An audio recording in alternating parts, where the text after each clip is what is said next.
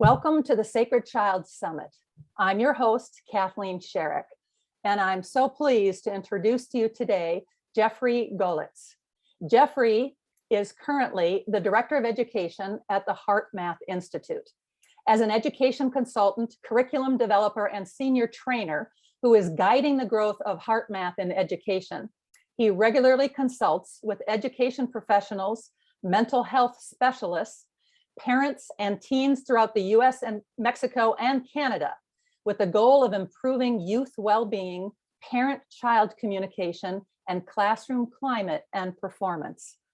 He has co-created numerous educational curricula and programs designed to improve social and emotional learning. Jeff is the co-author of Using M-Wave Technology for Children with ADHD. Also, the College De-Stress Handbook. I could have used that, Jeff. And Transforming Stress for Teens. He's the main contributor to a number of online programs, including the award-winning Smart Brain Wise Heart program for preteens, the Heart Smarts Adventure program for ages 4 through 7, and the forthcoming program for children ages 7 to 10 called Wise Heart. Jeff is currently directing a large CDC grant implementation in an urban school district with the goal of reducing youth violence. Welcome, Jeff. Thank you. Wow, those are, it's an important mission that you're about here, an important mission. And thank you for the work that you're doing and representing HeartMath here today, and for your personal and professional work as well. We know that HeartMath science has now been around for several decades. Has it been almost 30 years, I think? It has. Yes. And HeartMath is known for researching the psychophysiology of emotions and the heart-brain connection. So let's just start at the beginning. For those who are not familiar with HeartMath or all of the wonderful terms that HeartMath has now brought into our regular lexicon. So let's start at the beginning. What is the heart-brain connection, and why should we care about it? Yeah. Well, let's just take it out of kind of the science and talk about kind of the metaphor of the heart, or even the physical organ of the heart. If you looked in the dictionary, you looked up the definition of heart, you'd see that heart is the pump, the physiological pump that pumps blood throughout our body, that keeps us alive. Second definition is the center of who you are, the heart. And throughout history, throughout culture, the heart's been talked about as kind of a depth of knowledge, a depth of spirituality, the depth of who you are. Phrases like listen to your heart, or he has a heart of gold, or put your heart into it. What are they talking about? Or even in some cultures like the American culture, when we do these things like the Pledge of Allegiance or the Star Spangled Banner, where are we putting our hand? We're not saluting, we're putting it in the center of our chest. Why? It's embedded in our culture, it's embedded in our language, that the heart plays a really significant role. Now, in the last century or so, it's lost that influence because it's all become rather brain-centric, as it should have been. We needed to find out what's going on in the brain to map the different regions of the brain, but we lost something in that process. We lost the power of the heart, the power of who we are. Some people would say the emotional side of who we are, but we know that emotions are also in the brain. So we knew that there was a power to the heart that was missing in our culture. It wasn't strong enough in its influence, or it was relegated as something as soft and vanilla-like and too touchy-feely. But we felt the heart has a kind of a strength, a courage, if you will, which is the French origin of the word coeur. That means in heart, in French, courage. So we began, this is decades ago, we began researching the link between the heart and the brain. And we weren't necessarily looking at the metaphor, we're looking at the physiological processes. And that meant looking at what connects the heart to the brain. And an area we started looking at is the autonomic nervous system. The autonomic nervous system is automatic. It regulates about 90% of our bodily function, breathing, digestive, heart rate. You don't have to think about it. But we were paying attention to some other details there. that there are these signals, these neural signals going from the heart. The heart is a nervous system. Who knew that? It has a small brain. Who knew that? And depending on your emotional state, a different signal is sent from the heart to the brain. This is So hold on, you just said, so depending on your emotional state, there's a different signal sent from the heart to the brain. Yeah, and I'll explain. American Journal of Cardiology, 1995, where we demonstrated, this is a pretty well-received publication, putting electrodes on the heart and asking people to think either of anger or frustration or care and appreciation. And we saw a shift in what are called heart rate variability waves, heart rhythms, through the neural circuitry of the autonomic nervous system, going from the heart to the brain. And this is probably new to a lot of you. We're so used to the brain-centric model, everything is from top down. But in fact, the body has a lot of influence of what's going on in the brain, what's called the vagus nerve, VAGUS, two of them that line the front of the chest, and the nervous system, the electrophysiology of the heart. Depending on what's going on in our emotional state or our thinking state, there's going to be different patterns. The chaotic ones or the more ordered one. When we're frustrated, just think about your experience even as a mother or a father with the child, and the child is not doing what you want the child to do because you have a rush schedule. You feel frustrated. You have an idea of what you want to happen, but it's not happening. There's this push-pull, and that manifests in the body. As frustration manifests as a chaotic wave in what's called heart rate variability, versus when you're in appreciation, you see these more even, smooth waves. And so this is pretty well established now. The vagus nerve, some of you have heard it, VAGUS. And it's the quality of those signals that will influence whether our brain has what's called cortical facilitation or cortical inhibition, big words, but try to solve a math problem when you're frustrated.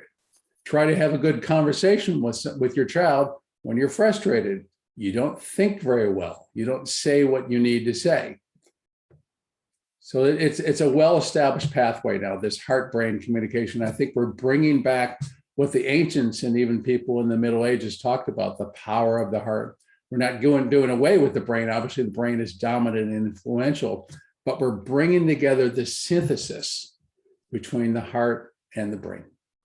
And so this measurement of heart rate variability, you said there's smooth waves. So this is an actual tool that is attached to the heart and that can measure the heart rate and how much it varies from moment to moment. Is that what you're saying? Yeah, well, it's actually, you could put electrodes on the chest. That's the more clinical way, but that's invasive. Or you could actually put on a little ear sensor, attach it to your phone, and that will give you a readout of whether you're coherent or incoherent.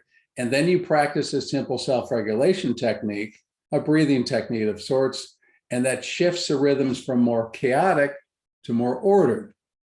And we do that a lot with families. We do it a lot with adults in this busy, chaotic world we live in.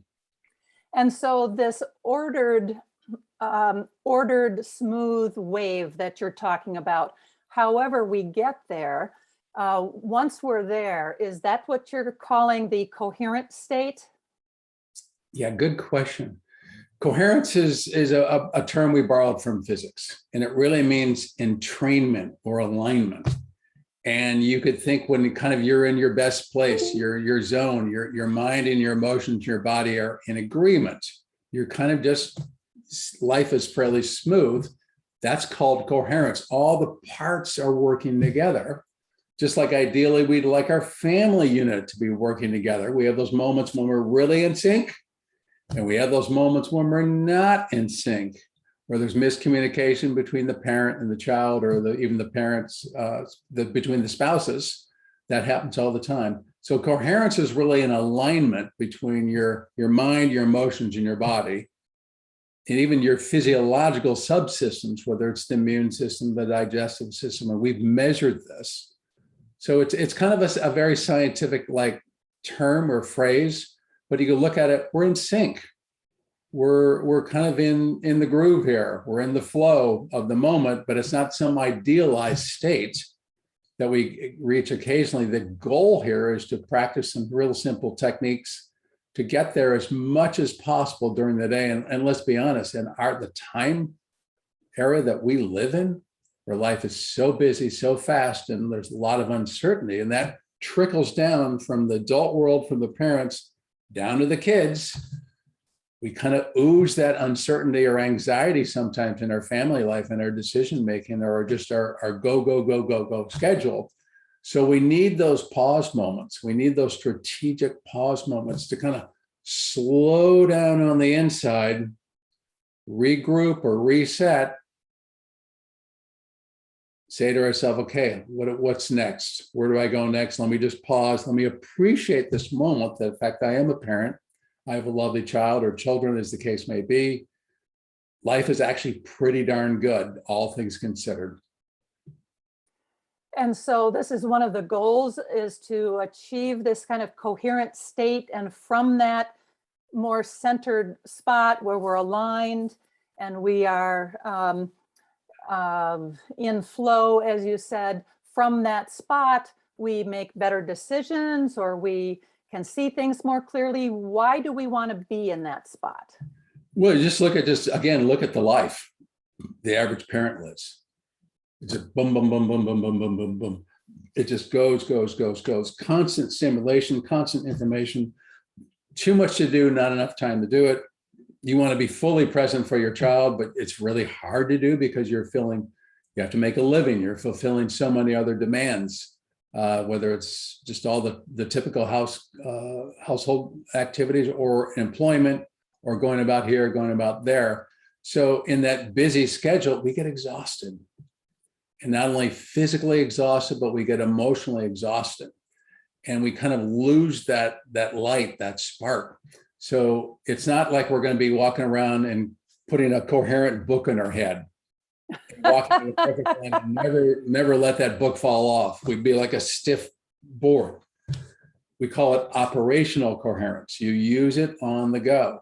You want to kind of, it takes practice. It's a new habit to kind of quiet down the noise, but it's not necessarily a deep meditation. It can be, but just taking that pause, maybe grabbing 3 or 4 minutes in the morning. You say that's impossible, but you have to be strategic and organized. Grabbing that stillness, grabbing that appreciation, feeling the depth of the heart. And I'll share a technique with you shortly. Please do. Yes. But also, I'll ask you one question before Sure. that, and that is, so if there's the coherent state that we are seeking, and it sounds like it really is our natural state, and all of these other attention grabbers of ours may intentionally or unintentionally take us out of that kind of natural coherent state. If there's a coherent state, there's incoherent state. And you mentioned a couple of things like, being frazzled as parents and or being frustrated and things. Is it a bad thing to be in an incoherent state? Yeah, no, we're all over the map. Like we're not in this perfect line. I think it'd be idealistic, and we'd be boxing ourselves into some corner here where we have to be in this coherent state all the time. Life is very dynamic. We bounce all over the place. Our emotions are all over the place. We feel frustrated, then we feel joy, we'll feel calm, and then we get depressed. And that happens like that. We call it the inner weather. How is your inner weather? Most of us aren't paying attention because we're trying to take care of demands inside the environment. But the idea is to become more self-aware of the tone, what's in our body, what's in our mind, what's our emotions, especially ones that we repeat again and again and again. Like I get impatient. I want things to happen. I get impatient, and that can spill over to my discussions with people. And that's not who I want to be in my deeper heart. I want to be kind and patient. So I've had to work on that, if you will. I've had to kind of curb that, not eliminate it, because we have to allow for humanity here. But the idea is to strategically get coherent a couple times a day, whether it's the drive in the car, it's even waiting in line at the grocery store, it's prepping for dinner if you are the one that cooks or not cooks. When you wake up in the morning before you go to sleep, just grab some moments. In all the busyness, you have to get organized, you have to carve it out, and you're going to hit and miss. And we're talking about ratios or increments about coherence here. It's a spectrum, and we're going to go back and forth, but we're building these resilience muscles. And very importantly, we believe that coherence is going to affect how we communicate to our children and energetically how we model ourselves. The kids have what Maria Montessori called the absorbent mind. They're constantly absorbing from us, whether we know it or not. Our language, our tone, our actions, we're modeling constantly. Can't help it. And so we want to kind of, as best possible, find a little more ease, more patience, more calm, more poise, but allowing for life to happen, because life can be sloppy, it can be messy, it can be unpredictable, it can be chaos. And we've got to have, especially as parents, we've got to have a lot of compassionate latitude for ourselves. It's hard being a parent. I was talking to a dad recently. He says, all the parents he knows, there are no perfect parents. We're constantly thinking we're not good enough, or we're making mistakes, or why did I say that when I said I should, that second guessing yourself. That goes with the territory. So I think one of the first acts of coherence is getting coherent yourself with just having compassion for yourself. Just hold your attention in the heart. You can put your hand in your heart area if you want to bring a kinesthetic or a visual focus, and just breathe in some compassion and say, let me have compassion for myself as a parent. In this era, this is pretty hard. It's joyful, but it's also challenging. And let me just breathe in some compassion. I'm doing the best I can. I love my child with all my heart, not with all my mind. We love with all our heart. And let me just breathe in about 3 minutes of compassion here, and then get right back into action. And we're suggesting that kind of strategic pause can affect our actions and our behaviors and our tone. It slows things down a little bit so we can bring a little more kindness, a little more patience, a little more love as best possible, always allowing for our humanity. Thank you for mentioning humanity, because that's what some of that chaotic nature is. That's what some of the drama is in life. That's what some of the hard decision making and the perhaps the wanting to be perfect or feeling not good enough and all those kinds of things are all dynamics of being human, aren't they? Very much so. Some of the HeartMath research has discovered that there is actually an electromagnetic field that extends outside of the body about 3 feet around. And so it occurs to me as you're talking about Dr. Montessori, and of course there's Rudolf Steiner with Waldorf, there's Reggio Emilio, and other kinds of educational approaches that have acknowledged that the child is more than their brain, that there's more to the child. That not only the children watch and what we model, but they may be actually feeling the electromagnetic field as well. Would that be something you think is correct, or it's true, or is that something HeartMath supports? Well, put it this way, we push the envelope a little bit here at HeartMath. And well, that's what we love about you. Keep doing it. So we have what's called the energetic field. And let me break that down, because this can get really mystical or metaphysical or weird, but we try to do everything we do as best possible, grounded in science. Look at it this way. Every time the heart beats, given the amount of electricity in the heart, that's a lot, way more electricity to pump the heart than you need in the brain, about 5,000 times more electricity in the heart. It doesn't run without electricity than the brain, but every time it beats, it puts out a magnetic field. This is basic physics. And as measured by electrometer, what it does is it travels outside the body at least 3 feet. I said electrometer. Another way of saying it is a magnetometer. The brain goes out about 1 or 2 inches. Now, clearly, the heart needs that electricity, so there's no mystery there. But what we're suggesting is that in those actual waves, this is science, this is physics, our emotions ride like carrier waves on those waves. So when we say the word emotion, you break it down into Latin, emovere. That means to put out. We emote. That's the nature of emotion. When we have an emotion, we emote it out. We can't help it. Emotions are mostly unconscious. And so what we're suggesting is that emotional state that we have, a lot of time we're unaware of it, that gets conveyed in the field. And intuitively, we can sense what someone is feeling if we're relatively clear-headed and not preoccupied with our agendas, especially with people. If we're coherent, you mean?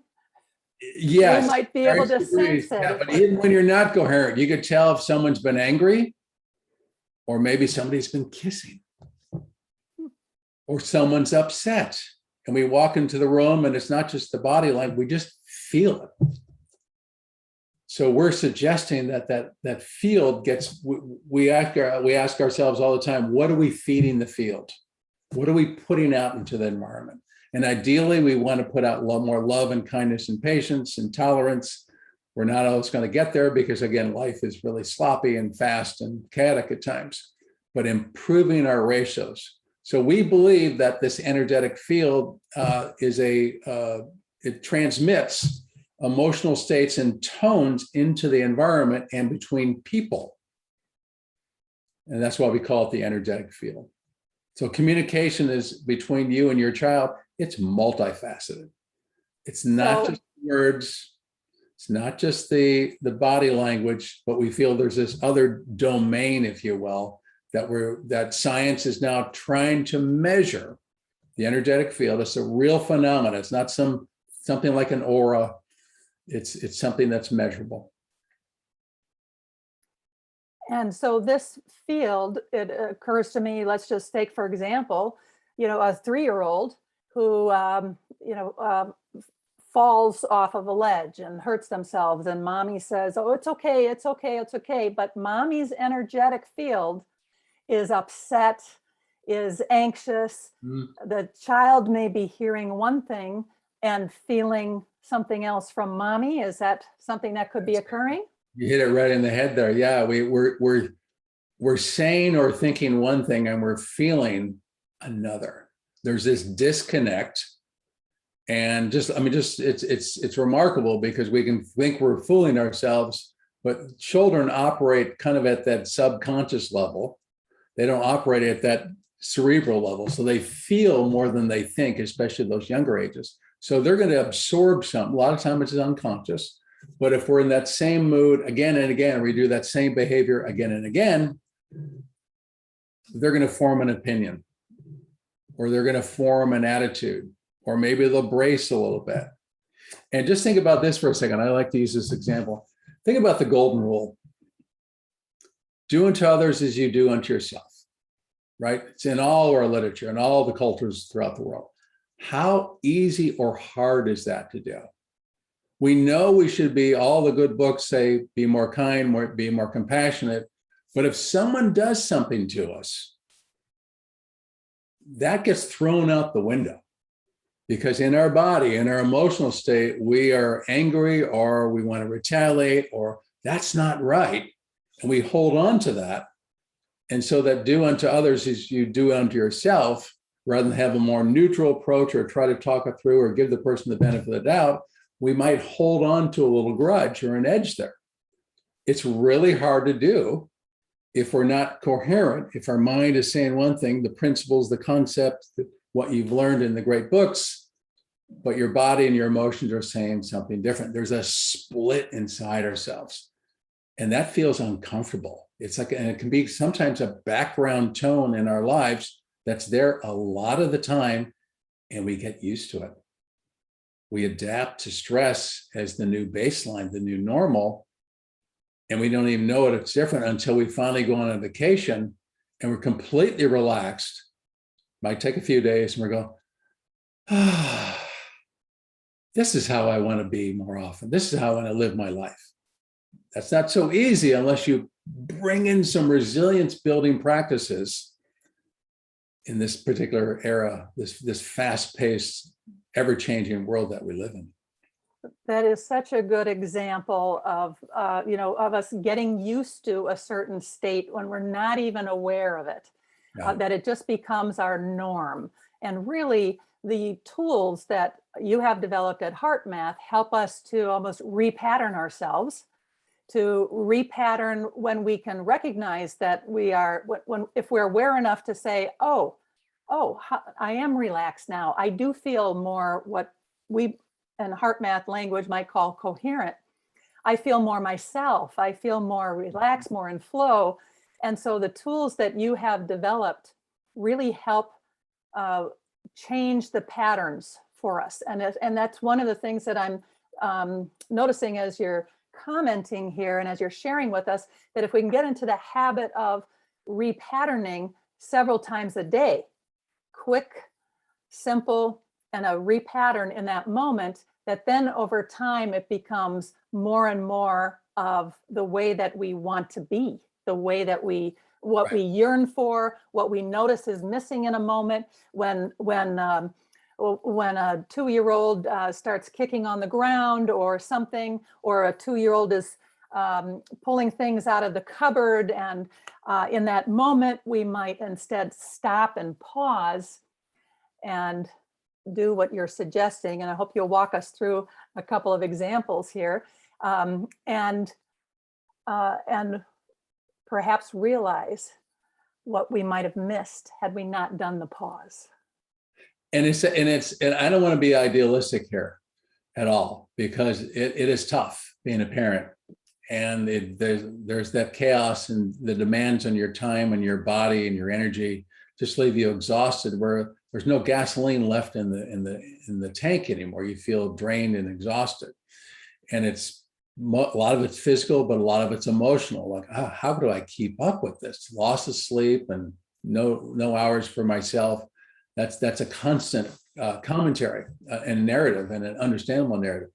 So it's really being strategic about how you insert into your schedule, being thoughtful. If you know inside yourself, I need more calm, I need more ease, I need more peace, I need more patience, whatever it is, whatever your 31 flavors are there, you've got to actually try to build some habits into your busy lives. And there's lots of opportunities to do it, opportunities you think may not even exist, like driving a car in your car, which you might do 2 or 3 times a day. You can even take 3 or 4 minutes. I'm just going to breathe in ease and calm or compassion through my heart, take a little break from the busyness of the day. Eyes wide open, you're not falling asleep. This is not some sleepy state. This is a fully conscious, intentional state. You're not meditating while you're driving. You're not meditating. No, that's dangerous. It can be dangerous like that. That's just one example. Or walking from one building to another, and maybe you're holding your child on your arm and the child's talking, and you can just be kind of quietly breathing. You've got to find these moments, because if you don't, there's no void. That void will be filled in by busyness, sometimes chaos, and difficulty. So you've got to really assert yourself here, not in an aggressive way, but in a thoughtful way. If you really value your own sanity, your own peace, your own coherence, your composure, your poise. And that's what you're also modeling with the child. So it's not just for yourself, it's for your loved one as well. But it does. You've given us some great examples of when we might be able to do it. And so what are some techniques that we can do with our young children? Right. A couple things come to mind. A great time to do this is when they're falling asleep, when the body and the brain of the child is settled down a little bit. And you just you're by the bedside with the child, And you can have both of you put your hand on your heart. Could be 30 to 45 seconds. You go, what did you appreciate about today? What are 3 things you really enjoyed about the day? So appreciation could be a menu one day. The next day, what do you love in your life? What do you love? And obviously it's going to be the parent. It could be a pet. Pets are also really, really important. Okay. Or let's just send heart to somebody. So who do you want to send heart to? Who do you want to send love to? And you push that out like the sun is radiating out sunshine. You could also do it at the dinner table. You can do 30 seconds of appreciation. Let's just take 30 seconds to appreciate the food, what we get a chance to eat, that we're together as a family. You could also do it in the car. Before we go into daycare, before we go into the store, let's prep. That's a tool we use. You prep. Let's just prep. Let's breathe through our heart. Let's try to be more kind. Let's try to be more patient. Let's try to be caring for other people.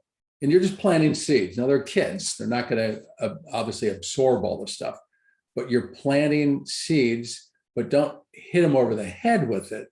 You want to have a kind of a soft velvet touch. Suggestions, not mandates. And you could be practicing it yourself with them in the car or by the bedside, just for a couple minutes. Eyes open, eyes closed, it doesn't matter. They're going to be absorbing all this. So the benefactor is not just yourself, but the child. But it does take practice. You know, I have found, Jeff, that because our family has practiced HeartMath for several decades, that the younger the children are, the easier they get it, and they kind of wait for us to get it. So once they're introduced, it's really, they almost lead us. They can lead us if we allow it and if we're aware of it. And so it is so natural for them to be able to go into a coherent state, is what I found in my own experience in my family, as well as with young children that I've taught. And it's such an important tool and so simple to radiate love from the heart, just like sunshine. This is beautiful. And the whole physical touch to the heart to make them aware of where it is, and they can feel the beating. And, you know, young children can get lost in the smallest little details in a beautiful way. They may get mesmerized by feeling their heartbeat. But isn't that part of the point? It brings them right in to the heart. You can't even script that. Well, you also think, and I work with a wide range of kids and families and schools. And if you look at what's coming down the pipeline with the world that they're going to inherit, faster, busier, more complex. And since we're so tied to digital, to our phones, to media, just boom, boom, boom, boom, boom, boom, boom, that's the speed of life. And it's become a necessity for working adults, let alone families, to find that composure, find degrees of composure where you can just kind of settle down into your heart, into your body, and plant that seed while there's still time before life just takes over and the busyness can swamp people so easily. So planting those seeds as a parent, you're actually not just doing it for the immediate future, you're doing it for the near and distant future. When your child becomes an adult, they're going to need those skill sets to navigate the very fast, complex world. And they'll appreciate what you've done for them later on in life. They may not connect the dots early on, but later on, they'll appreciate that you shared what is coherence or composure or love or poise or peace, that you put a value on that. As long as you don't mandate it, you've got to model it, side door and back door, but not a front door approach. If you get too evangelical about it, I've seen this happen too much, it backfires. You know, I have found, I'll give a testimonial to HeartMath here, because I have found that when it was embraced in our family when children were young as part of our family culture, just part of our culture. And through some of the HeartMath games, we were fortunate enough to go to a weekend retreat where there were games played, and young children, 3, 5, 7, were taught games to play, relay races, carrying a spoon with an egg in it. And every time you ran, and if the egg drops, oops, no big deal. Yep, exactly. That's the name of the game. Oops, no big deal. I have young adult children who still say, oops, no big deal when something happens in life. So I'm a testimonial to HeartMath and how this can work when it is embraced as, when coherence and levity and joy is embraced as a part of a family culture, because it can, when literally if milk spills on the family table at dinner time and someone says, and all of a sudden it's, and someone says, oops, no big deal.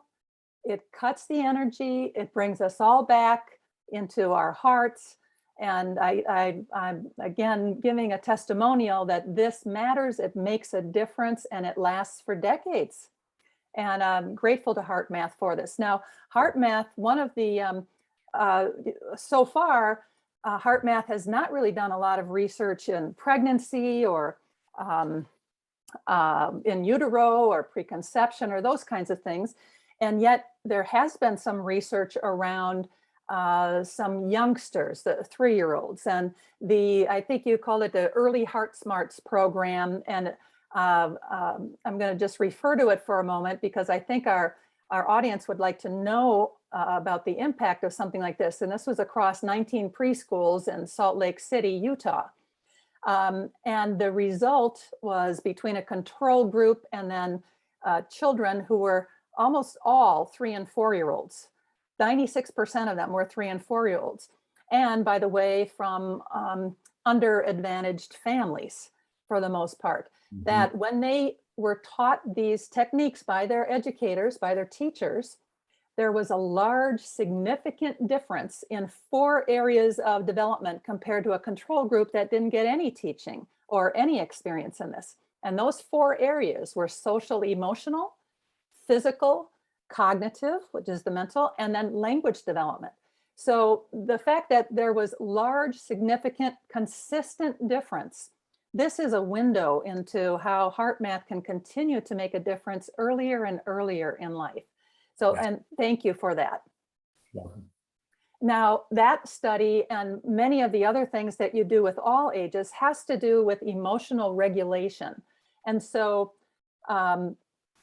this is your bailiwick. This is what you do a lot of. Emotional regulation, does that differ? Is that where we're trying to get to a coherent state, or why is emotional regulation important for young children?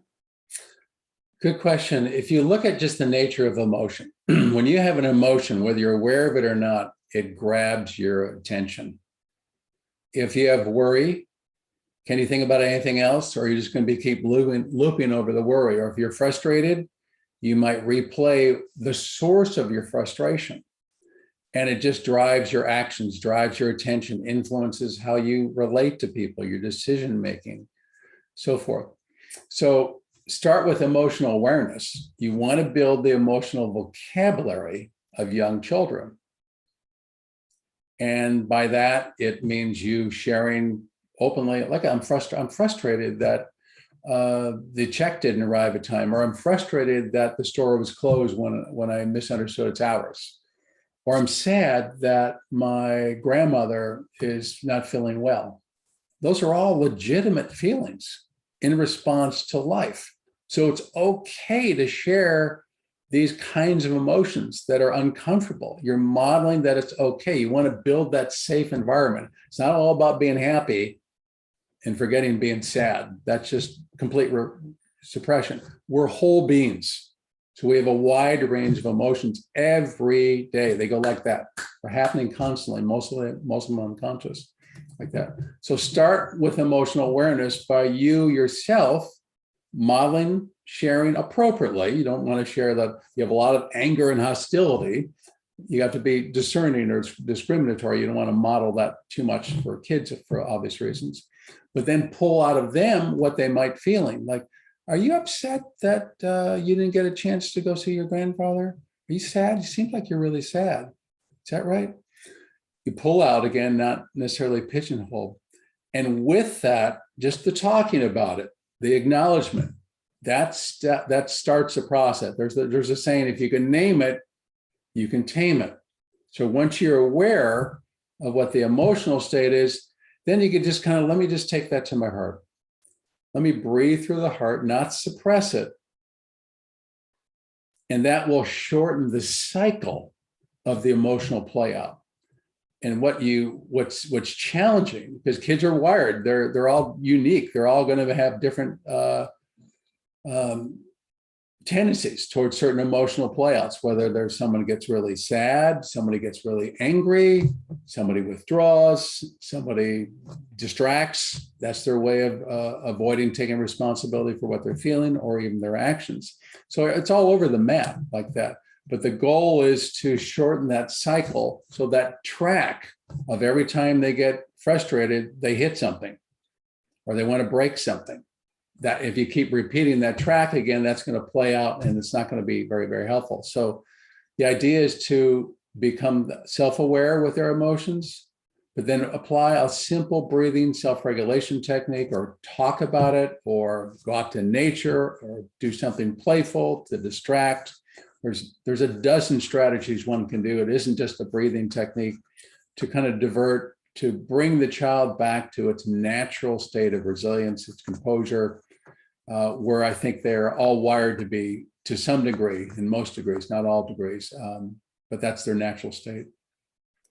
So when you're dealing with educators, Jeff, our schools, for the most part, are wired to be, to train the mind, to educate the mind and all. And so emotional regulation, even though it seems like, some of the research apparently of emotions and the importance of them shows that it can enhance attention, it increases the ability to remember things, comprehension, the ability to reason, and those kinds of things. So the work that you're doing in schools, do you find that there is an openness to embracing the emotional component of the children that are in preschool, whatever age they may be? Is there an openness to this and an understanding that this can make a difference? I think there's been a big seismic shift, and it started pre-COVID, and now with COVID, as the mental health side of kids suffers more for all the obvious reasons, schools are putting a lot more emphasis on social emotional learning, on emotional regulation. That's why we're growing, because we're in contact with schools a lot, whether it's social workers, psychologists, teachers, principals. Their kids need help, and schools are a little bit beleaguered by what's on their plates. And this includes preschools. It includes daycare centers where they're just a little overwhelmed and understaffed.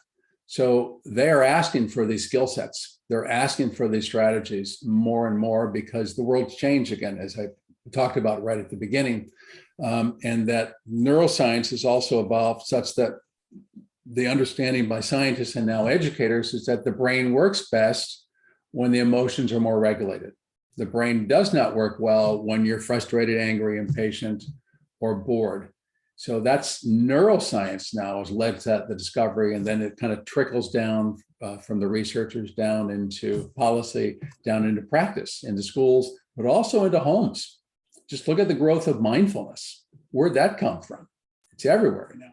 And mindfulness is just trying to quiet the noise of the brain to achieve more calmness. And that's just an indicator, its surge, its growth. Likewise with HeartMath, we've grown a lot. The world is changing rather dramatically, I must say.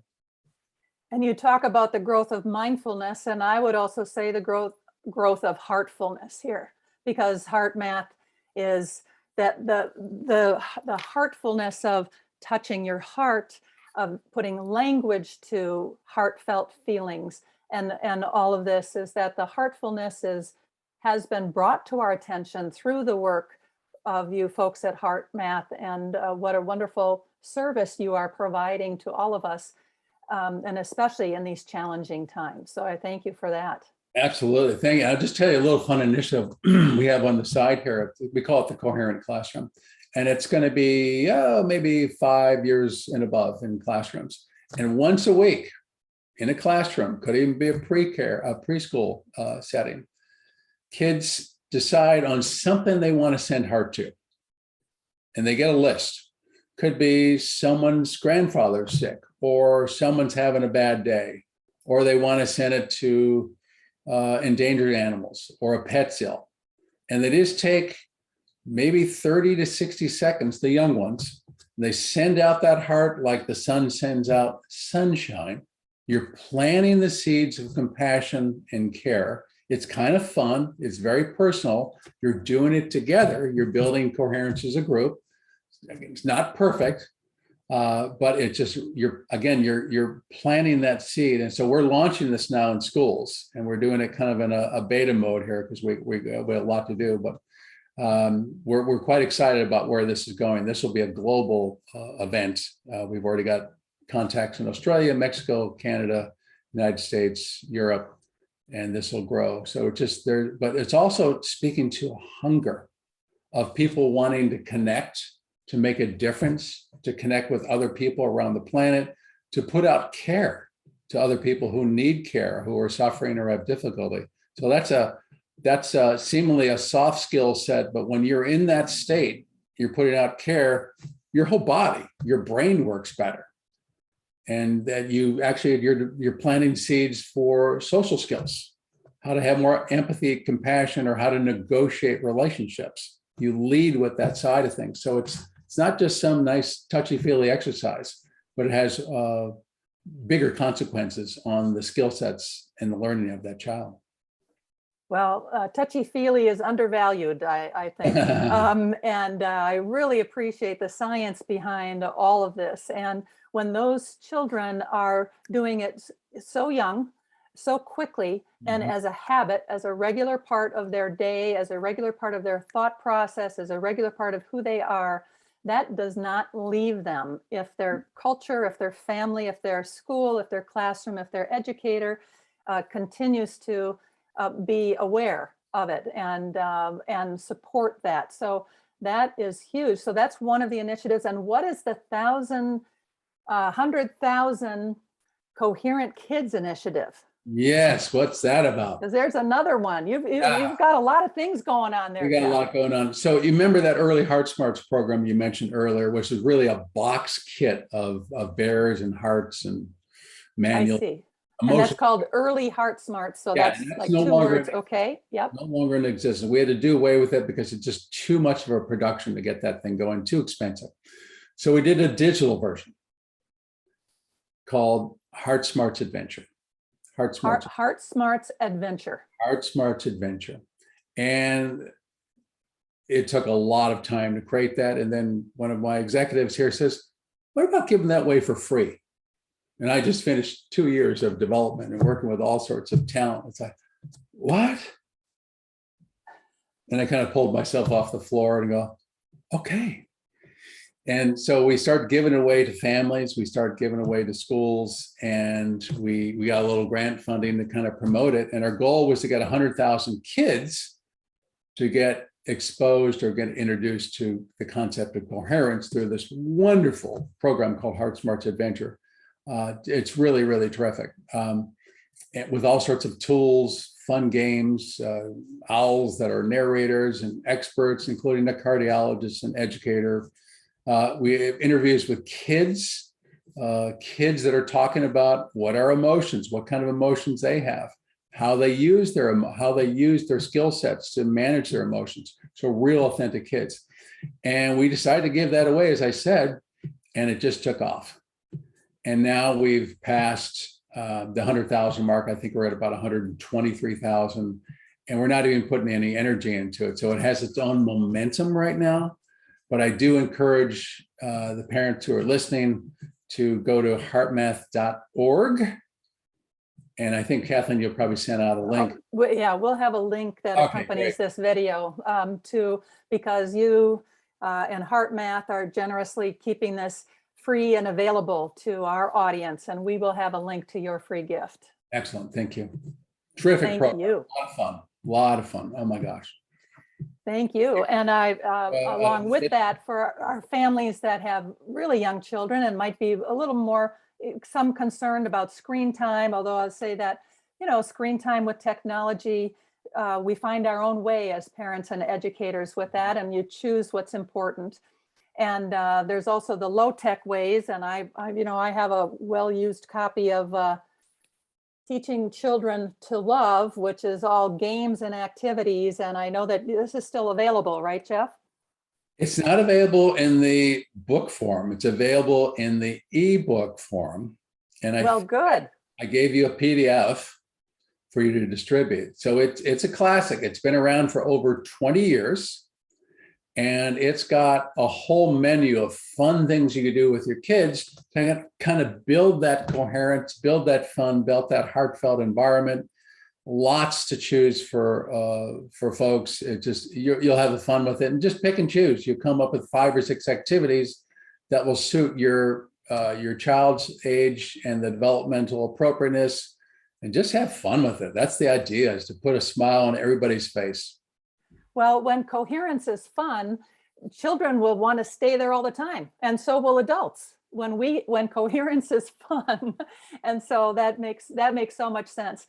I've got one more kind of question for you, and it's something that, again, as a longtime practitioner and supporter of HeartMath, one of the things that I learned early on, and I'd like to know if this is still something that HeartMath kind of supports, or if you've done something else with it, is that it's one thing to get into an appreciative state or feel grateful about something. That's certainly something that's important, for example. And in fact, I would say that HeartMath was at the beginning of all the gratitude journals. I mean, the HeartMath research initiated the gratitude journals. I'm going to say that right here. You may not have it as a product, but because of the gratitude and appreciation research, this is taken, through the planet. But here's my question. What I have found is that it's one thing to be grateful, which is wonderful if you are not in that state and can get to it. And then to go even deeper to say, why am I grateful? That is actually can transform like the entire room in terms of the the specificity, the deep emotion of something like that. You can say thank you, or you can say thank you for being here to support me when it's really challenging for me. Your presence makes a difference. So it's that kind of detail that actually can change the other person's electromagnetic field as well. What are your thoughts about that? That's what I learned early on from you guys. We don't say thank you, or I appreciate you, or I love you, or I care for you enough. Absolutely. And usually it's like, what's wrong? Where's the shoe going to drop? Or why wasn't this right? And it's so easy in our culture to be filled up with the moans and groans. And then we might give some token appreciation or at a certain routine during the day. But throughout the day, we're kind of can be in this chaotic, somewhat disgruntled, subtle whine and moan anxiety. And I would say actually for parents, anxiety floats a lot in the background. That's probably the most dominant emotion, because it's too much uncertainty, or this is not going to work out, or this is complex, or how do I do this? So that uncertainty can color and dominate everything.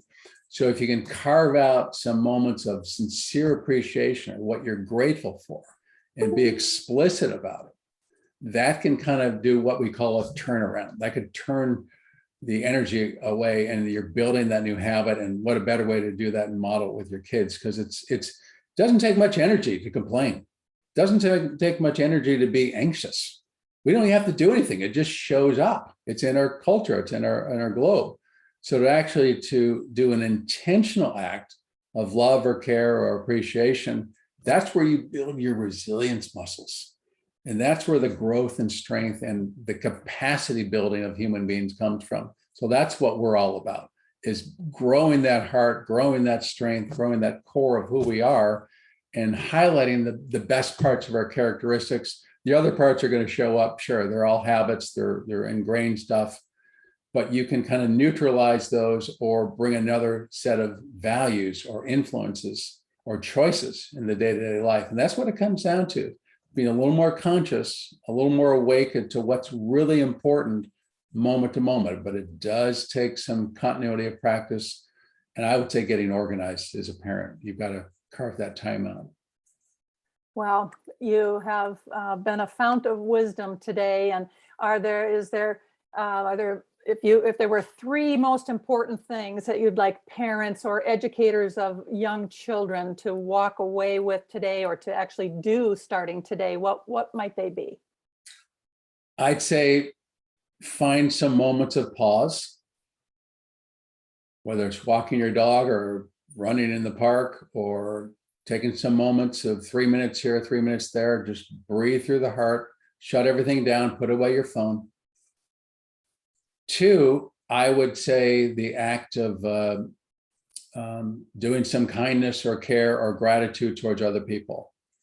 But again, not in a kind of a head-based way because it's formulaic, but genuine from the heart.